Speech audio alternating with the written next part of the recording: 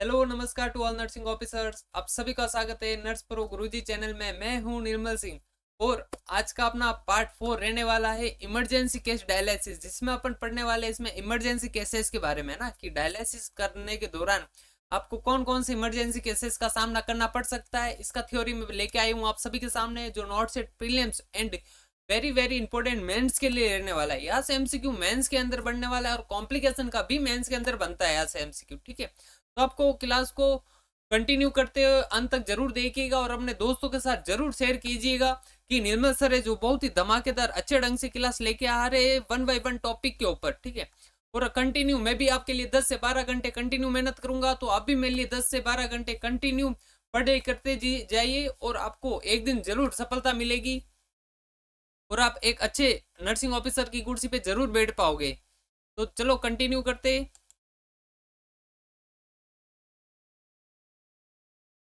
इस देख लेते कि भाई स्कैनरी बेस इमरजेंसी गोल्डन पॉइंट से जो नर्सिंग ऑफिसर्स के लिए रहने वाले हैं अपने, जो कौन कौन से देखने को मिलेगी। कि देखो सबसे पहले अपन बात कर लेते हैं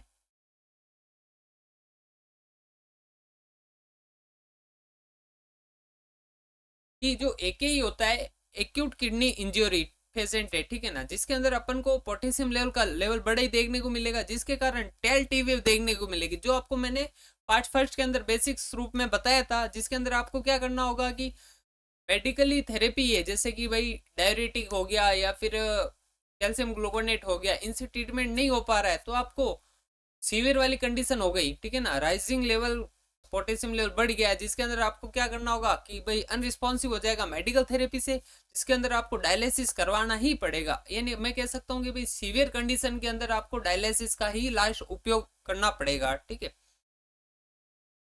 बात कर लेते हैं कि भाई सीकेडी पेशेंट है जिसके अंदर आपको इपिस्टेक्सिस देखने को मिला, यानी मैं कह सकता हूँ कि भाई नोज से ब्लडिंग देखने को मिला, जिसे अपन इपिस्टेक्सिस कहा जाता है, और जिसके साथ प्लेटलेट है जिसका डिसफंक्शन देखने को मिलेगा, क्योंकि लिवर के अंदर प्रॉब्लम होती है तो प्लेटलेट्स का जो एबनॉर्मल कंडीशन के कारण है, जो प्लेटलेट्स है जो थ्रोम्बोसाइटोपिनिया देखने को मिलेगी, ठीक है ना। अब देख लेते कि भाई ये देखने को मिली सीकेडी पेशेंट के अंदर, ठीक है ना, इपिस्टेक्टिस जिसके साथ ही प्लेटलेट्स का डिसफंक्शन, तो अपन को क्या करना होगा कि भाई डायलिसिस के थ्रू ही ब्लडिंग टाइम को इम्प्रूव करवा सकते हैं अपन, ठीक है ना, क्योंकि आपको मालूम होगा इरिथ्रोपोइटिन जो प्रेजेंट होता है, फॉर्मेशन होता है कहाँ पे, रीनल के अंदर, ठीक है ना, रीनल सेल के अंदर प्रेजेंट होती है। इसके अंदर ये अपन डायलिसिस करवाएंगे तो डायलिसिस से ये इम्प्रूव हो जाएगा ब्लडिंग टाइम।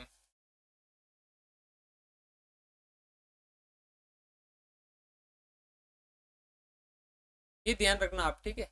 नेक्स्ट बात करते हैं कि भाई सस्पेक्टेड डीडीएस है, डीडीएस डिसऑर्डर है जिसके अंदर आपको हेडेक देखने को मिलेगा, जो पोस्ट डीडीएस के बाद देखने को मिलेगा, मतलब पोस्ट हेडेक कह सकते हैं अपन इसको, जिसके कारण नोज़े देखने को मिलेंगी, यानी उबकी आने लगेगी, ठीक है, और सीजर देखने को मिलेगी, यानी मतलब कह सकता हूँ कि भाई ये पोस्ट फर्स्ट डायलिसिस के बाद देखने को मिलेगी, यानी अपन इसको इंडिकेट करना है कि भाई डीडीएस सिंड्रोम है। कौन सा सिंड्रोम है? डीडीएस सिंड्रोम, ठीक है।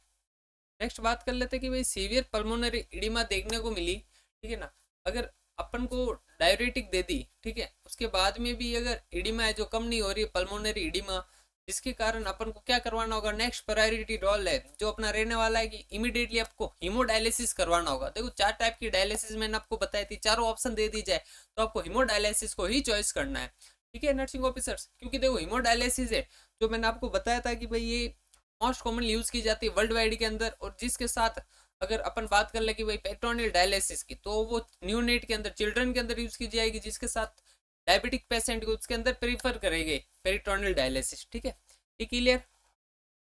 नेक्स्ट बात करते हैं कि भाई मिथेनॉल पॉइजनिंग हो गई, जिसके कारण पेशेंट को ब्लर विजन देखने को मिला, आपको फॉर्मिपिजोल देनी है और उसके साथ डायलिसिस करवाना है। यानी मिथेनॉल का मैं कह सकता हूँ कि भाई एंटीडोट है जो फॉर्मिपिजोल रहने वाला है, जो आपको नॉट सेट के अंदर पिछले से पिछले यानी नॉट सेट 7th के अंदर प्रीलिम्स के अंदर एमसीक्यू पूछा गया था कि भाई मिथेनॉल पॉइजनिंग का एंटीडोट क्या होता है, ठीक है, तो वो फॉर्मिपिजोल रहने वाला है अपन का, ठीक है।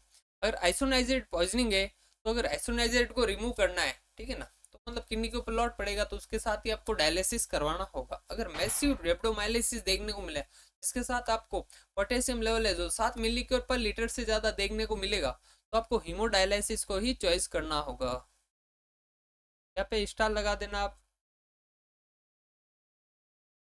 नेक्स्ट बात करते हैं कि भाई सीवियर टीएलएच है इसके कारण आपको यूरिक एसिड लेवल है जो 10 mg/dl से ज़्यादा देखने को मिले तो इसके अंदर भी ये भी एक सिंड्रोम होता है CVTLH, ठीक है। ये अपन कॉम्प्लिकेशन के अंदर पढ़ने वाले हैं सभी सिंड्रोम। यहाँ पे आपको सिर्फ इमरजेंसी गोल्डन पॉइंट बता रहा हूँ कि भाई आपको फर्स्ट अटेम्प्ट के अंदर आपको कैसे नर्सिंग ऑफिसर बन सकते हो और इसके अंदर आपको डायलिसिस करवाना होगा, ठीक है ना। अगर यूरिक एसिड लेवल है जो बड़ा दे के देने को मिले अगर 10 mg/dl से ज़्यादा, ठीक है, तो आपको डायलिसिस को चॉइस करना है। नेक्स्ट बात करते हैं कि भाई स्टेटस इपिलेप्टिक्स वाली सिचुएशन है तो उसके अंदर यूरेमिया वाली कंडीशन देखने को मिली, ठीक है ना। यूरेमिया के कारण ही ये सीवियर इपिस्टेटिक्स देखने को मिलेगा, इपिलेप्टिक्स देखने को मिलेगा। इसके कारण आपको इसका बात कर ले कि इसका मैनेजमेंट क्या रहने वाला है। इसका मैनेजमेंट रहेगा डायलिसिस के साथ आपको एंटीपिलेप्टिक्स देनी होगी। तो आप कमेंट बॉक्स में जरूर बताएं कि फर्स्ट लाइन एंटीपिलेप्टिक्स ड्रग कौन सी होती है, ठीक है। नेक्स्ट पेरिकार्डाइटिस है, जो पेरिकार्डियल लेयर है उसके ऊपर इन्फ्लेमेशन देखने को मिलेगा क्योंकि देखो CKD पेशेंट के कारण, ठीक है। तो इसमें आपको डायलिसिस इस रिस्पेक्टिवली रूप से आपको किडनी को है जो रिमूव करवा सकते हो, ठीक। ये किडनी के कारण ही पेरिकार्डाइटिस देखने को मिला है, अपन को क्रिएटिनिन लेवल को है जो डिक्रीज कर दिया जाएगा डायलिसिस के थ्रू, इसके कारण ये पेरिकार्डाइटिस सिचुएशन है जो सॉल्व हो जाएगी। बात करते हैं कि भाई सोडियम नाइट्रोफ्रूसाइड ड्रग्स है जो इसका टॉक्सिसिटी लेवल देखने को मिला अपन को। कौन सी ड्रग? नाइट्रोफ्रूसाइड ड्रग से जिसका टॉक्सिसिटी देखने को मिला तो इसको डायलिसिस के थ्रू रिमूव करवाया जाएगा थायोसाइनेट के रूप में, क्लियर। नेक्स्ट बात करते हैं कि अगर कोई इन्फेंट है जिसके अंदर सीवियर हाइपरकैलेमिया लेवल देखने को मिला तो आपको पेरिटोनियल डायलिसिस करवाना होगा इमरजेंसी में। कौन सी डायलिसिस? Peritoneal dialysis. ये आप चीज़ों को ध्यान रखना, बहुत इंपॉर्टेंट चीज़ें होती है, आप स्टार लगा देना।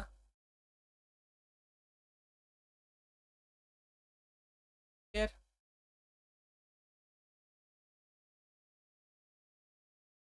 नेक्स्ट बात करते हैं कि पोस्ट डायलिसिस है जो जिसके बाद चेस्ट पेन देखने को मिला आपको तो आपको रूल आउट करना है कि भाई एयर इम्बोलिज्म। क्या करना है? Air embolism. तो मैंने आपको बताया था कि लास्ट क्लास के अंदर आपने देखा होगा तो उसके अंदर एयर इम्बोलिज्म का मैंने आपसे पूछा था कि भाई कमेंट बॉक्स के अंदर क्या जा रहा है, तो आपको सबसे पहले पोजीशन देनी होगी, पोजीशन देनी होगी ताकि एयर इम्बोलिज्म है जिसका रिस्क से जो डिक्रीज किया जाए। ताकि एयर इम्बोलिज्म के कारण क्या होता है नर्सिंग ऑफिसर्स की हार्ट के अंदर अगर एक बार भी एयर है जो इम्बोलिक हो गया तो हार्ट एकदम खाली पंप कर जाएगा जिसके कारण पेशेंट है जो डेथ वाली सिचुएशन आ सकती है, ठीक है ना। एंड टू एंड पोजीशन देना आपको, ठीक है। नेक्स्ट बात करते हैं कि भाई CRRT है ये प्रीफर किया जाएगा सेप्टिक शॉक के अंदर जिसके साथ AKI वाली सिचुएशन है। तो मैं कह सकता हूँ कि एक्यूट किडनी इंजरी के साथ आपको सेप्टिक शॉक देखने को मिले तो आपको CRRT डायलिसिस यूज करवाना होगा। यहाँ पे भी स्टार लगा देना आप।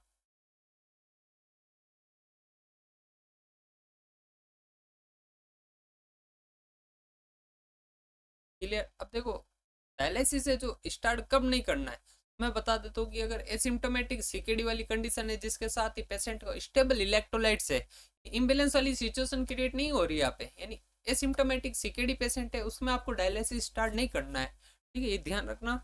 अगर GI ब्लडिंग है अगर पेशेंट में GI ब्लडिंग हो रही है डायलिसिस पेशेंट के अंदर तो अपन को हिपेरिन फ्री डायलिसिस देना होगा, ठीक है। अगर एन्यूरिया वाली कंडीशन है उसके साथ ही क्रिएटिनिन लेवल है पेशेंट का जो रेपिडली बढ़ रहा है तो आपको हीमोडायलिसिस करवाना होगा जो मोस्ट कॉमनली होती है डायलिसिस। नेक्स्ट बात करते हैं कि भाई एन्यूरिया वाली कंडीशन के अंदर क्या करवाना होगा? हीमोडायलिसिस करवाना होगा। अगर बात कर लेते हैं कि भाई हाई एमोनिया लेवल है जो बढ़ा हुआ है लिवर फेलियर के अंदर तो आपको CRRT ही प्रेफरेंस करना है, ठीक है ना भाई। आप CRRT करवा दो। CRRT किसका पार्ट है आप कमेंट बॉक्स के अंदर जरूर बताएगा।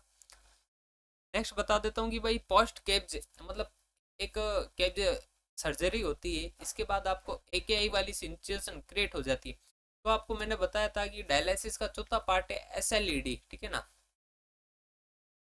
तो SLED ये जो प्रिफर्ड करनी है आपको क्योंकि देखो ये हीमोडायनामिकली स्टेबल पेशेंट है, ठीक है ना। पोस्ट केब्ज AKI वाली इंजरी है तो इसके अंदर SLED करवानी ही होगी आपको। अगर ये आपने मेरे पार्ट देख लिए, ठीक है ना, कॉम्प्लिकेशन तक तो आपको डायलिसिस का जो कुछ भी बाकी नहीं रहेगा। मतलब मैं कह सकता हूँ कि अगर आपने 1 घंटे का डायलिसिस के 5 पार्ट है तो आपने इनको देख लिया तो आप इजीली पास आउट हो सकते हो और आप नोट शीट क्रैक कर सकते हो। अगर बात कर लेते हैं कि सीवियर लैक्टिक एसिड लेवल है, सीवियर लैक्टिक एसिड जिसमें पीएच लेवल आपको देखना पड़ेगा 7 से कम देखना मिलेगा, ठीक है ना। किससे कम? 7 से कम। अगर 7 से कम देखने का मिला, यानी कह सकता हूँ कि डायलिसिस करवाना होगा आपको। ये पीएच का ही बहुत बड़ा इंपॉर्टेंट रोल है। नॉर्मल पीएच होती है जो 7.35 से 7.45 होती है, अगर एसिडोसिस वाली कंडीशन में 7 से डिग्रीज देखने को मिलेगी आपको, ठीक है। अब बात कर लेते हैं कि भाई सीवियर हाइपोनेट्रेमिया वाली कंडीशन है। Severe hyponatraemia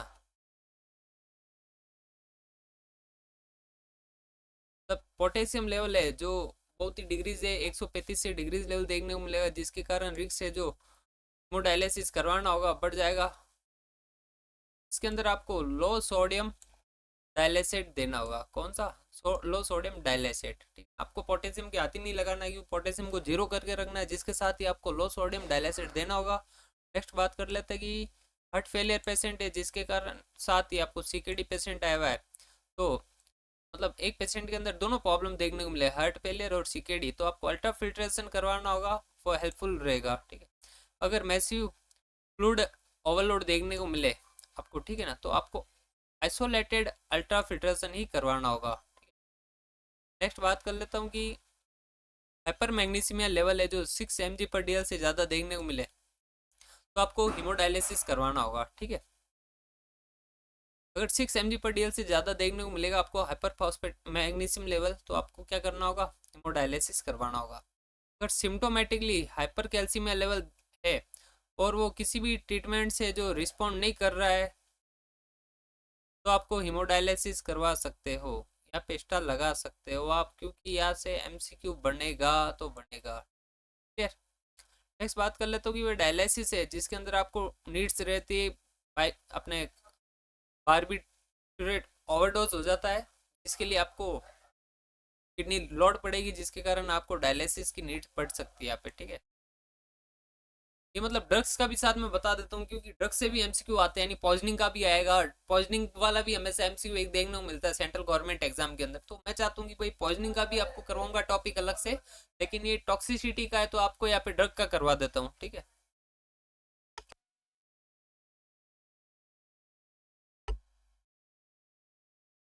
severe theophylline toxicity है तो उसके अंदर आपको क्या करवाना होगा? हीमोडायलिसिस करवाना होगा, जो लाइफ सेविंग रहेगा, लाइफ थ्रेटनिंग वाला पार्ट नहीं रहने वाला है यहाँ पे, ठीक है ना। अब देख लेते हैं कि भाई वाल्पोरेट टॉक्सिसिटी हो गई आपकी, तो डायलिसिस है जो इफेक्टिव रहने वाला है। क्या रहेगा? इफेक्टिव। डायलिसिस इफेक्टिव रहने वाला है वेल्पोरेट में भी। इनके अंदर मोस्ट कॉमनली आपको देखो, अगर चारों टाइप के डायलिसिस पूछ लिया जाए तो कौन सा करना होगा कि अगर डायलिसिस या लिखा हुआ है इफेक्टिव, ठीक है, तो आपको हीमोडायलिसिस ही करवाना है, ना कि पेरिटोनियल डायलिसिस।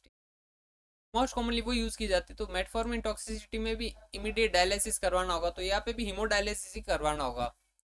सीवियर यूरेमिया वाली कंडीशन है जिसके कारण क्या? प्यूराइटिस यानी इचिंग देखने को मिलेगी, जिसके कारण आपको क्या होगा?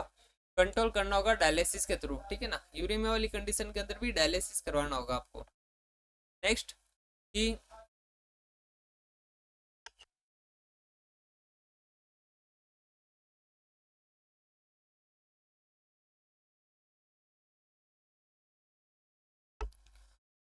डायलिसिस के अंदर अगर प्रेगनेंसी करवा मतलब प्रेगनेंसी के अंदर अगर डायलिसिस करवा रहे अपन, इसके कारण क्या देखने को मिलेगा कि भाई पॉलीहाइड्रामिनस है जिसको रिमूव करना होगा। मतलब एमनियोटिक फ्लूइड का लेवल बहुत ज़्यादा बढ़ जाता है, उसको डिक्रीज करना होगा, जिसके कारण ही सीकेडी पेशेंट है मदर के अंदर, ठीक है ना।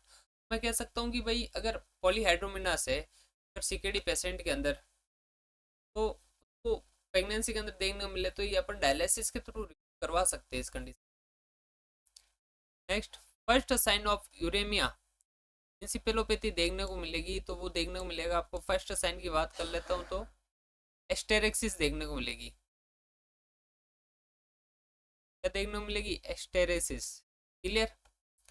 नेक्स्ट बात करते हैं, अगर इन्फेक्टेड एवीएफ है जिसके साथ फीवर देखने को मिला, तो आपको देखो यहाँ पे आपको मालूम होगा कि एमसीक्यू पूछा गया था नोट से 9th के अंदर, प्रीलिम्स के अंदर डायरेक्ट एमसीक्यू पूछा गया था कि अगर इन्फेक्टेड एवीएफ है जिसके साथ ही फीवर देखने को मिला, तो आपको ब्लड कल्चर करवाना है। हाँ, प्रीलिम्स में नहीं, मेंस में देखने को मिला था, बिल्कुल बिल्कुल। ब्लड कल्चर करवाना है जिसके साथ इम्पेरिक एंटीबायोटिक देनी होगी, ठीक है ना, क्लियर। नेक्स्ट बात कर लेते हैं कि भाई सस्पेक्टेड कैथेटर इन्फेक्शन है तो आपको क्या करना होगा, रिमूव करना होगा कैथेटर को, अगर इन स्टेबल वाली कंडीशन है तो। अगर स्टेबल वाली कंडीशन है तो आपको रिमूव नहीं करना होगा, आपको इन्वेस्टिगेशन करना होगा, ठीक है। हाई टीएमपी है तो उसके अंदर अलार्म बज जाएगा कि डायलिसिस के थ्रू, क्योंकि क्यों बजेगा हाई टीएमपी अलार्म डायलिसिस के अंदर, क्योंकि देखो ये फिल्टर क्लॉट हो रहा है, इसके कारण ही आपको किंग साउंड सुनाई देगी, ठीक है ना, ऑब्स्ट्रक्शन देखने को मिलेगा, क्लियर। नेक्स्ट बात कर लेते कि भाई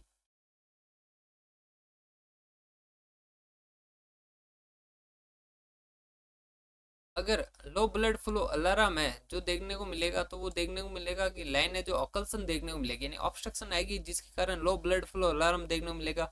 अगर एयर बबल है जो डिटेक्ट मिला आपको, यानी अपन कह सकते हैं कि भाई लाइन को है जो इमीडिएटली क्लेम करना है, नहीं तो एयर बबल चले जाएगा तो और ज़्यादा रिस्क हो जाएगा, एयर इम्बोलिज्म का रिस्क बढ़ जाएगा, ठीक है। अगर चेस्ट पेन हो रहा है डायलिसिस के दौरान तो आपको डायलिसिस को क्या करना होगा, स्टॉप करना होगा और उसके बाद ईसीजी करवाना होगा, ठीक है, क्लियर।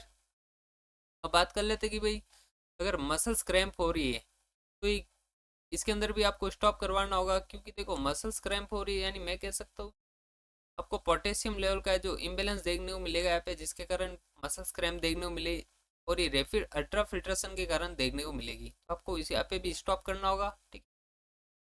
डायलिसिस कैथेटर में आपको कभी भी ये जो आईवी ड्रग्स नहीं देनी होगी, ये ध्यान रखना, बहुत इंपॉर्टेंट एमसीक्यू निकल के आ रहा है। अब बात कर लेते कि भाई लिस्ट इफेक्टिव टॉक्सिन है जो कौन सा है जो रिमूव किया जाएगा, मतलब मोस्ट इफेक्टिव तो मैंने आपको बता दी जो जो ड्रग्स होगी। लिस्ट इफेक्टिव है जो डाइजोक्सिन है, जो टॉक्सिन है जिसको रिमूव है जो लिस्ट इफेक्टिव किया जाएगा, मतलब बहुत ही रेयर चांस में किया जाएगा डाइजोक्सिन को रिमूव, मतलब कह सकता हूँ कि भाई किया जाएगा लेकिन लिस्ट इफेक्टिव वाली सिचुएशन। या ये पीआर यादव बुक के अंदर है जो एमसीक्यू के अंदर प्रॉब्लम था एक, तो डाइजोक्सिन का ध्यान रखना, नॉट रिमूव बाय डायलिसिस, ठीक है।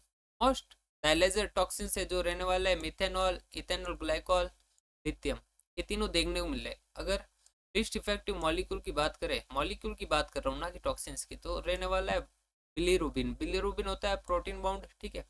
अगर बात कर लेते हैं कि भाई हिपेरिन है जो कॉन्ट्रा इंडिकेशन हो गया, तो आपको रीजनल सीट्रेट एंटीकोगुलेंट देना होगा, कौन सा, रीजनल सीट्रेट एंटीकोगुलेंट। अगर ये भी नहीं है अपने पास उपलब्ध, ठीक है, तो आपको हिपेरिन फ्री डायलिसिस करवाना होगा, ठीक। एल्यूमिनियम डायलिसिस डायलाइसेट कॉन्टामिनेशन है तो उसके कारण आपको देखने को मिलेगा भाई ऑस्टियोमलेसिया, यानी ऑस्टियोमलेसिया क्या होता है नर्सिंग ऑफिसर्स, ये होता है कि बॉन होती है उसके अंदर सॉफ्टनेस देखने को मिलती है, ठीक है, उसे अपन ऑस्टियोमलेसिया कहते हैं। ये क्यों देखने को मिलेगी कि भाई एल्यूमिनियम में डायलिसिस कंटामिनेशन होगा। बात कर लेते हैं नेक्स्ट की डायलिसिस पेशेंट के अंदर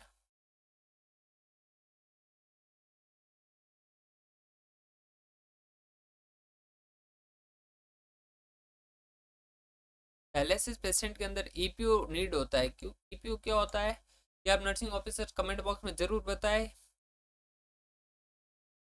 ये एनीमिया को जो करेक्शन करेगा, ठीक है ना, ये सब क्यूटेनियस रूट से दिया जाएगा, ये ध्यान रखना आप। डायलिसिस के कारण है जो loss of water soluble vitamin होगा, जैसे बी और सी विटामिन है जो लॉस हो जाएगा। मोस्ट कॉमन कॉज प्रोराइटिस है जो ईएसआरडी डिजीज के अंदर देखने को मिलेगा, क्यों देखने को मिलेगा, क्योंकि हाइपर फॉस्फेटेमिया लेवल बहुत ज़्यादा बढ़ जाता है, ठीक है। डायलिसिस पेशेंट है जिसके अंदर आपको फॉस्फेट बाइंडर है जिसका आवश्यकता रहती है, जो फॉस्फेट बाइंडर की मैं बता सकता हूँ आपको कि कैल्शियम एसीटेट या सेवेलेमल रहने वाला है आपका, ठीक है, ये फॉस्फेट बाइंडर रहता है। अगर बात कर लेते हैं कि भाई हाइपर कैलेम है जो lowered fasted by HD haemodialysis के थ्रू है जो रिमूव किया जाएगा, जो बहुत ही लोअर वाली कंडीशन में किया जाएगा। बात कर ले कि हीमोडायलिसिस है, हीमोडायलिसिस है जिसके अंदर रिमूव किया जाएगा फ्लूइड का पर घंटे 1 से 1.5 लीटर को ही रिमूव किया जाएगा पर घंटे। अगर इससे ज़्यादा मान के चलो, एक क्वेश्चन आया था प्रीलिम्स के अंदर नॉट सेट के अंदर कि भाई अगर 3 लीटर है जो पर घंटे जो रिमूव किया जा रहा है तो आपको क्या करना होगा, नेक्स्ट प्रायोरिटी रोल्स, ठीक है। इतना याद नहीं प्रीलिम्स में है मेंस में, लेकिन है जरूर था यहाँ से एमसीक्यू की। यहाँ पे आपका देखो इतना हो गया नॉर्मल वैल्यू, अगर इससे ज़्यादा है तो आपको स्टॉप ही करना होगा, ठीक है ना। अगर इससे कम वाला भी पूछ सकते कि भाई अगर 800 ml पर लीटर फ्लूइड है जो पर घंटे रिमूव हो रहा है, तो आपको नेक्स्ट प्रायोरिटी रोल क्या करना है, तो आपको कंटिन्यू चलने देना है ना, कि वो तो डिग्रीज है, 1.5 नॉर्मल होता है। नेक्स्ट बात करते हैं कि वो अल्ट्रा फिल्ट्रेशन है जो डिपेंड होता है हाइड्रोस्टैटिक प्रेशर ग्रेडियंट के ऊपर, और डायलिसिस ट्यूबिंग है जो प्राइम विथ सेलाइन, ठीक है ना, जिसके कारण मतलब सेलाइन के कारण यूज करनी है, जिसके कारण आपको एयर एम्बोलिज्म है जिसको अवॉइड किया जा सकता है। तो मैं कह सकता हूँ कि इसको किसके साथ यूज करनी होगी, सेलाइन के साथ।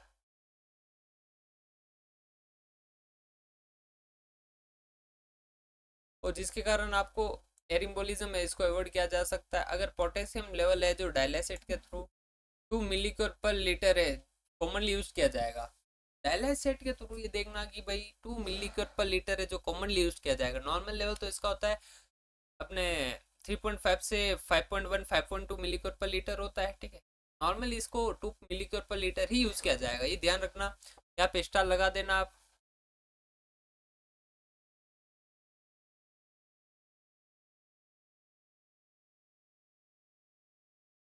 क्लियर। अब बात करते हैं कि सोडियम लेवल है जो रहने वाला अपने 135 से 145। अगर कैल्शियम की बात करें 2.5 मिलीकर पर लीटर रहने वाला है। अगर बाइकार्बोनेट की बात करें तो 35 से 40 मिलीकर पर लीटर रहने वाला है। यहाँ पे देखो आपको ध्यान रखने की बात है जो रहने हैं 2.5 मिलीकर पर लीटर, और पोटेशियम को ध्यान रखना है वरना नॉर्मल है ये सब तो, है ना, सोडियम बाइकार्बोनेट, ठीक है। अगर डाइवेट है जो एसेस करना होगा हर मंथ में, ये मंथली असेसमेंट करना होगा। ये भी क्वेश्चन बच सकता है आपके, अगर एनीमिया परसिस्टेंट है आफ्टर डायलिसिस के, तो आपको माइंड के अंदर एक ही लाना होगा कि भाई एनीमिया आप पे हो रहा है तो परसिस्टेंट क्यों हो रहा है। डायलिसिस के बाद एनीमिया वाली सिचुएशन ट्रीट हो सकती है। अगर ट्रीट नहीं हो रहा है तो आपको एल्यूमिनियम टॉक्सिसिटी के कारण देख सकने को मिलेगा परसिस्टेंट एनीमिया, ठीक है। अब बात कर लेते हैं कि भाई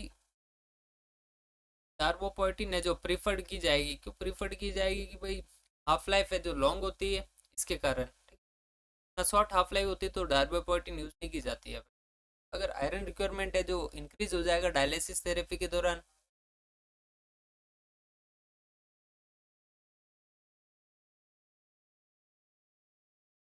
water treatment must remove chloramine और हीमोलाइसिस, मतलब मैं कह सकता हूँ कि भाई वाटर ट्रीटमेंट है जो रिमूव किया जाएगा क्लोरामाइन के प्रोसेस के थ्रू, क्योंकि देखो इसके कारण हीमोलाइसिस देखने को मिलेगा आपको। जो सोडियम और पोटेशियम मतलब इंटरसेल्यूलर एक्स्ट्रा सेल्यूलर में कन्वर्ट हो जाएगा। जैसे कि पोटेशियम लेवल है जो मतलब ईसीएफ में होने के कारण आईसीएफ में चल जाएगा, आईसीएफ में था जो ईसीएफ में आ जाए, जिसके कारण आपको हिमोलाइसिस देखने को मिलेगा आपको। इसको रिमूव किया जाएगा क्लोरामाइन के प्रोसेस के थ्रू, ठीक है। Most common cause of death है जो डायलिसिस के कारण देखने को मिलेगी एरिथमिया वाली सिचुएशन में। टेस्टा लगा देना आप। अब बात कर लेते कि भाई हिपेरिन इंड्यूस ब्लीडिंग हो रही है, तो आपको हिपेरिन को स्टॉप करना और प्रोटामिन सल्फेट देना है। प्रोटामिन सल्फेट इसका एंटीडोट होता है। अगर स्टेज 5 सीकेडी है तो उसके अंदर जीएफआर लेवल है जो 15 से कम होगा, तो उसके अंदर आपको डायलिसिस करवाना होगा, या फिर डायलिसिस ने हो रहा है परसिस्टेंट है सीकेडी 5 कंडीशन, तो आपको ट्रांसप्लांट भी कर सकते हो आप यहाँ पे, ठीक है। फर्स्ट डायलिसिस सेशन है जो स्लो रहने वाला आपका, ठीक है ना। क्यों रहेगा स्लो, क्योंकि डीडीएच वाली डिसऑर्डर सिंड्रोम है, इसको आपको अवॉइड करना है तो आपको स्लो देना होगा। अगर फास्ट दे दिया आपने तो इलेक्ट्रोलाइट है जो फास्ट शिफ्ट हो जाएगा, जिसके कारण पोस्ट हेडेक देखने को मिलेगा डायलिसिस के बाद में, तो फर्स्ट साइन होता है, ठीक है। बात कर लेते कि भाई मॉर्फिन है जो नहीं देनी होगी, क्यों नहीं देनी होगी डायलिसिस में, ये एक्टिव मेटाबोलाइट एक्यूमुलेट करती है जिसके कारण और ज़्यादा टॉक्सिसिटी लेवल बढ़ेगा। अगर ऑपोड नहीं देनी है ईएसआरडी में तो कौन सा देना होगा आपको, फेंटेनल देना होगा। कौन सी देनी होगी, फेंटेनल। वेरी गुड, बहुत अच्छा एमसीक्यू बना है यहाँ पे कि आपको फेंटेनल देनी है ईएसआरडी में, ठीक है ना, मॉर्फिन नहीं देनी है। अगर लो मॉलिक्यूल वेट हिपेरिन यूज किया जा रहा है तो कॉजियसली यूज किया जाएगा यहाँ पे, ठीक। क्लियर। अगर एवीएफ फेलियर है तो मोस्ट कॉमनली काउज क्या होगा, स्टेनोसिस का, ठीक। तब ऑब्स्ट्रक्शन होगा, स्टेनोसिस हो जाएगा, उसके कारण देखने को मिलेगा एवीएफ फेलियर, ठीक है। मोस्ट कॉमन काउज थ्रोम्बोसिस है जो देखने को मिलेगा आपको एवीएफ में, उसके कारण आपको इमीडिएटली हिपेरेनाइजेशन करवाना होगा। कैल्सीफाइलेसिस से जो देखने को मिला डायलिसिस पेशेंट के अंदर, तो देखने को मिलेगा कि भाई हाई कैल्शियम फॉस्फेट प्रोडक्ट होता है ये, इसके कारण कैल्सीफाइलेसिस देखने को मिलेगा आपको। इसकी नेक्रोसिस है जो देखने को मिलेगा कैल्सीफाइलेसिस में। इसका ट्रीटमेंट की बात कर लेते हैं, तो इसका ट्रीटमेंट जो रहने वाला है सोडियम थायोसल्फेट। पीडी पेशेंट के अंदर और prone to protein calorie malnutrition देखने को मिलेगा, यानी मैं कह सकती हूँ कि पीएम देखने को मिलेगा, जो क्वासिकरो और मरसमस होता है वो देखने को मिल सकता है यहाँ पे। तो आप कमेंट बॉक्स में जल्दी बताएं कि भाई कौन सी डिजीज देखने को मिलेगी, क्वासिकरर देखने को मिलेगी या मरसमस देखने को मिलेगी। मोडायलिसिस के अंदर रिक्वायरमेंट होता है मोर आयरन सप्लीमेंट। प्रेगनेंसी के अंदर अगर कॉन्ट्राइंडिकेशन की बात करें तो एक्टिव पेरिटोनिटिस कॉन्ट्राइंडिकेशन होता है, यानी पेरिटोनियल वाला नहीं करवाना अपन को डायलिसिस। फिर डायलिसिस है जो पोस्ट ऑपरेटिव पेशेंट के अंदर करवाना होगा। डायलिसिस टेम्परेचर है जो रखना होगा 36 से 37 डिग्री सेल्सियस। क्या से बन सकता है एमसीक्यू, जो प्रिवेंट करेगा हाइपोटेंशन को, ठीक है ना, हाइपोटेंशन को प्रिवेंट करेगा जिसके कारण हाइपोथर्मिया प्रिवेंट हो जाएगा। तो ये आपको फर्स्ट रोल है जो मतलब एमसीक्यू बन सकता है, कंफ्यूजन वाला है कि अगर डायलिसिस करवा रहे अपन तो उसका टेम्परेचर है जो कम रखा गया, यानी मान के चलो 36 से कम रखा गया, ठीक है, तो उसमें आपको क्या कंडीशन देखने को मिलेगी, तो उसमें आपको देखने को मिलेगी हाइपोटेंशन, ना कि हाइपोथर्मिया, ठीक है ना। हाइपोथर्मिया बाद में क्रिएट होती है, यहाँ पे हाइपोटेंशन पहले होगी, ठीक, ये ध्यान रखना आप। अब बात कर लेते हैं कि हाई अल्ट्रा फिल्ट्रेशन करवा रहे हैं तो उसके अंदर आपको मसल्स है जिसका क्रैम्प देखने को मिलेगी, जिसके कारण हाइपोटेंशन भी साथ में देखने को मिलेगी। ये दोनों सिचुएशन देखने को मिलेगी आपको, यानी कह सकते हैं कि भाई पेशेंट के अंदर डायलिसिस करवाने के दौरान मसल्स क्रैम्प देखने को मिली, जिसके साथ ही पेशेंट में सिम्टम हाइपोटेंशन देखने को मिला। तो ड्यू टू मतलब रीजन क्या होने जा रहा है इसका रीजन होगा हाई अल्ट्रा फिल्ट्रेशन, ठीक है। Most important determinate absolute clearance है जो रहने वाला है अपना बीएफआर होता है nursing officer blood flow rate, ये रहने वाला है यहाँ पे स्टार लगा देना। और आज की क्लास अपन ये समाप्त करने वाले हैं, ठीक है।